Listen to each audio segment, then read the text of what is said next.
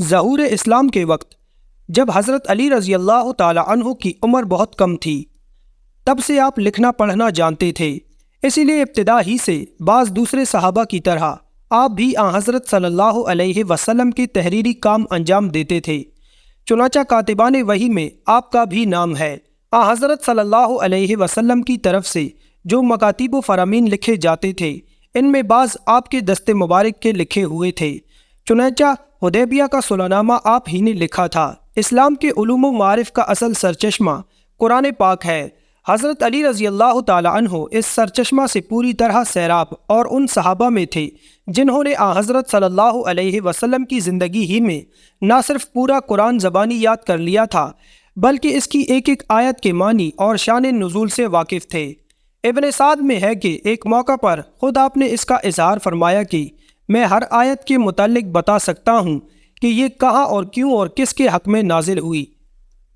چنانچہ حضرت علی رضی اللہ تعالی عنہ کا شمار مفسرین کے اعلیٰ طبقہ میں ہے، اور صحابہ میں حضرت ابن عباس رضی اللہ تعالی عنہ کے سوا اس کمال میں آپ کا کوئی شریک نہیں ہے۔ چنانچہ ان تمام تفسیروں میں فن کا مدار روایتوں پر ہے۔ مثلاً ابن جریر طبری، ابن ابی حاتم، ابن کثیر وغیرہ میں بکثرت آپ کی روایات سے آیات کی تفسیریں منقول ہیں۔ ابن سعد میں ہے کہ آپ نے حضرت صلی اللہ علیہ وسلم کی وفات کے 6 مہینے تک جو گوشہ نشینی اختیار کی، اس میں آپ نے قرآن مجید کی تمام صورتوں کو نزول کی ترتیب سے مرتب کیا تھا۔ ابن ندیم نے کتاب الفہرست میں صورتوں کی اس ترتیب کو نقل کیا ہے۔ چنانچہ حضرت علی رضی اللہ تعالی عنہ نے بچپن سے لے کر وفات نبوی صلی اللہ علیہ وسلم تک 30 سال حضرت صلی اللہ علیہ وسلم کی خدمت و رفاقت میں بسر کیے۔ اسی لیے آپ اسلام کے احکام و فرائض اور ارشادات نبوی صلی اللہ علیہ وسلم کے بہت بڑے عالم تھے۔ پھر تمام اکابر صحابہ میں وفات نبوی صلی اللہ علیہ وسلم کے بعد سب سے زیادہ آپ نے عمر پائی۔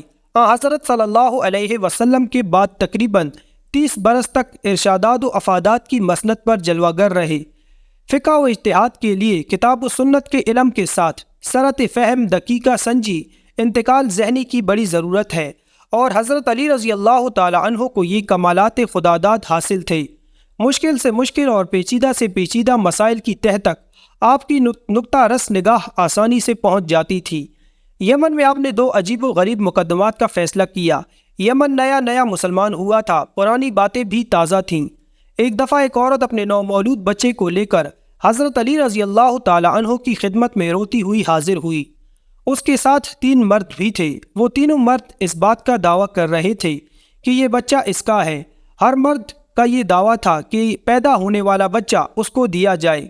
اب حضرت علی رضی اللہ تعالی عنہ اس عورت سے کہنے لگے کہ تم سچ بتا دو کہ یہ بچہ کس کا ہے۔ عورت کہنے لگی مجھے نہیں معلوم کہ ان تینوں میں سے اس بچے کا باپ کون سا ہے۔ جب مجھے حمل ٹھہرا تو اس مہینے میں نے ان تینوں سے ہم بستری کی تھی۔ میری آپ سے درخواست ہے کہ میری غلطی کو معاف فرما دیا جائے۔ حضرت علی رضی اللہ تعالی عنہ ان مردوں سے پوچھنے لگے کہ تم میں سے اس عورت کا شوہر کون سا ہے؟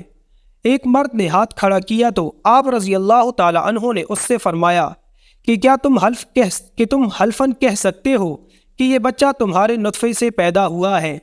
شوہر کہنے لگا نہیں، میں اپنی بیوی کی بدکاری دیکھ کر اب بالکل کچھ نہیں کہہ سکتا۔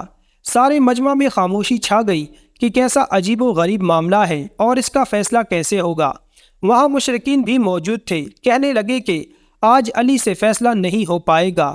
خیر، حضرت علی رضی اللہ تعالی عنہ نے خاموشی اختیار کی اور پھر فرمانے لگے کہ اس پیدا ہونے والے بچے کی دیت کے 3 حصے کیے جائیں۔